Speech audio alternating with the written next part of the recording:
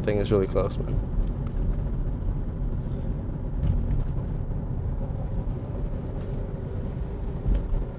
Imagine being a celebrity where the shit's in your face like all day, every day. I mean, I know you got tons of money, you can just say fuck off to the world, but so much pressure. We used to have a warehouse right down there for a couple years. Huge warehouse that me, Roger, and my buddy Skip got. I mean, it kind of sucked that we got it, and that's when I was like injured for a really long time, so it's like I didn't really utilize that space as well as we could have, you know? I mean, it was a huge, huge warehouse. My back was hurt when I was filming for Z. I mean, a long time ago is when I first felt it, like 91, because I was at Woodward, and, you know, it was painful. I was taking so much ibuprofen just to be able to skate every day. Just years of just abuse took me out. I mean, I was, like, my disc was out. I mean, it was after Underachievers for sure. I was living with him at the time. Yeah, it was pretty tough to live with a guy who was walking around with his back all fucked up, and you know, his sponsors, I think Castell was on his ass. Yo, we need some footage, we need a photo, I can't skate. You know, that kind of whole weird sponsorship pressure. Matt got sick, I got hurt, and Serge, when Silverstar, when that guy pulled the plug on ECU, Serge never really, that was pretty much done for him. And in '97 is when I first went to the chiropractor that I go to now. She was like, you're not gonna skate that much longer. You know what I mean? And I just kept on proving her wrong and just kept on going. And she's awesome, but she helped me kind of be able to continue skating. I talked to Steve Douglas and got a new deal, like in like October, or something like that, October, November of '98. And then I rode for New Deal for a couple years. Did you go to jail or something in Australia? Yeah, that was an Australian trip. With New Deal? I was on New Deal. I was really in the pool a lot, especially at that time. We all go out to this place, and we're just chilling, walking around, and I'm looking around, I'm looking for who knows how to play pool. And this old dude was just wrecking shop, really good. So I put my coolers on this table. I go up to him and I ask him, I say, dude, can we play singles? And his partner was an old drunk guy. And he's like, yeah, no problem. But this old drunk guy didn't know that he said that. And he's like drunk as shit. He's like, where's your quarters, man? You got a partner? Got a partner? He kept on saying, got a partner to me. And I'm like, your buddy said we're going to play singles real quick. You know what I mean? But because of that, it means my voice got louder. People can hear that I was American. So all these dudes behind me were on these chairs. Like, hey, mate. Oi, mate. You from the States, eh? I'm like, yeah, I'm from the States. You know, Philadelphia. Oh, Philly. What's your name, mate? What's your name? And I'm like, Ricky. Oh, we call you Dick here in Australia. So now I'm starting to play this guy. I missed the shot. Oh, nice shot, Dick. Nice shot, Dick. This guy's calling me Dick. Every time I miss it, nice shot, Dick. But after the third or fourth time, I walked up to him. It's funny. It's cool. I mean, have a good time, man. But he said, okay, and he shook my hand. He said, all right, no problem. And he shook my hand. You know what I mean? Like, to me, that seals it right there. He said, nice shot, Dick, 2 more times. And I just fucking beside myself. I hit him with the pool cue. Right in his face. Wrong day. And he shook my hand and went further. And I was like, and I understand how Australians love to fucking poke at Americans. And that day did not work out for that dude.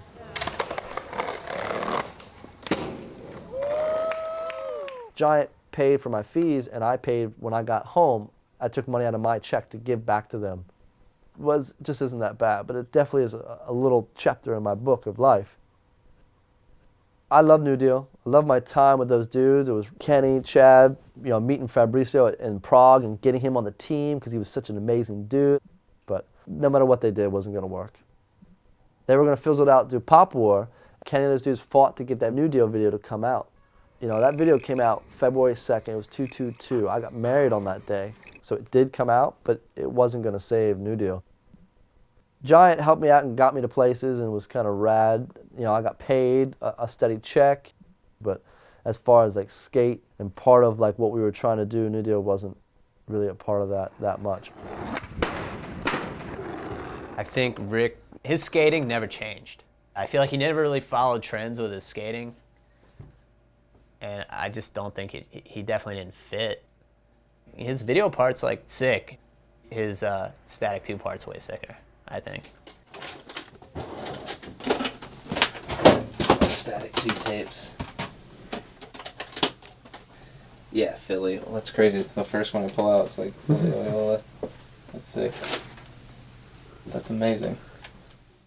I started working on the Static video series like 98, 99. The Static series, I was mostly trying to do parts with people who hadn't had full video parts. People who were like underground or, who always deserved it but never got it. Ricky had the video part, he had the defining video part. So it's weird to like, hey, I want to do a Static part with Ricky, but it just makes sense, you know what I mean? As far as the aesthetic that the Static videos are about.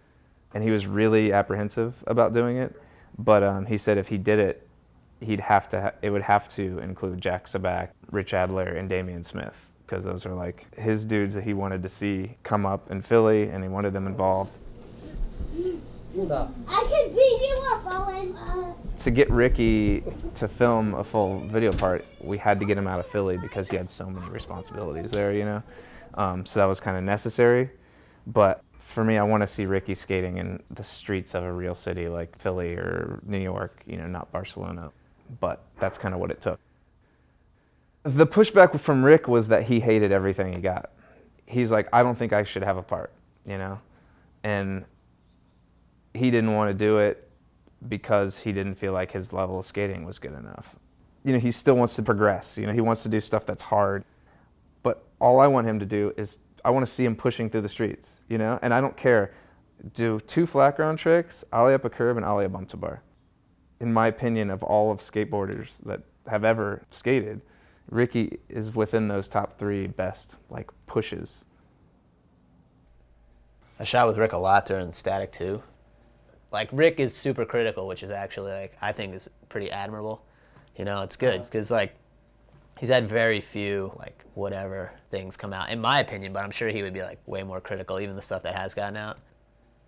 I was really psyched on this photo, and obviously slap was enough that they ran it, and then I get a call dude, why'd you let him run that photo? It's not even that high up. I'm like, Rick, it's really sick, and they like the photo. He's like, oh, whatever. Rick didn't like to think of skateboarding as a job, but he definitely was focused on what he was doing, and I think we all kind of took a little bit of that from him. Rick and I already knew each other, and he sort of gave me a chance because he needed photos, and we got along pretty good. And that was just the start of going on these insane missions to find spots that nobody else skated, cool shit, unique shit, and if there was something there that wasn't quite skatable, we'd make it skatable. Half the fun of just finding spots is like when Frankie or someone would be driving, we'd be sitting back, our heads would just be going back and forth whenever you were in an area that you weren't, even in Philly, that we've been here forever, just always trying to find something new. That in itself just makes skating so exciting. They just built this. And this, to me, is such an amazing setup, man, but the woman's always home. Can you see it in the corner right there? But I always wanted just to go up and ollie up and quick nose manual, but it's really quick. And if you hang up, ouch. I landed at 1 foot and I fucking slammed. I broke a rib. I didn't break bones my whole life, believe it or not. For me, I was never a trickster where I out-tricked you. I'm gonna look at things differently. I'm gonna present something to you. So basically, if I go out there and I find something, that's part of the trick. That's part of it. And most people just disregard that. That's not a trick to them. That is that's actually one of the biggest things about it. And then you got to accomplish what you're trying to envision, then you get it, and then you document it. This spot is an abandoned building in North Philly. Goddamn 25 degrees, middle of winter. We scrape the ice off the ground and build a cement bump to these stairs, right? He gets a trick, we tear it up. We build it on the other side, gets another trick, destroys it. I think those tricks were in Static 2. Okay. And then people are asking me where the spot is, and I'm like, fuck, I don't know. And I always would tell them, look, man, if you found a spot and you took me to it, I would show you the same respect. With Rick and those guys, those were the guys who went and found hard shit to skate, unique shit to skate. Rick took the time to pour the cement. And again, we all say this, but basically it's an art, not a sport, you know, and it's the process to which you get to your final product, which would be your photo or your footage, is the important side of things. For me, that was part of my skating. And when you blew up my spot, you just basically just took away a part of what I presented to skating. And it wasn't about like you can out-trick me or whatever, because that's okay. A lot of people can, you know what I mean? But you would have never skated it if I didn't skate it. If I didn't present it out here into the world, you would have never skated it.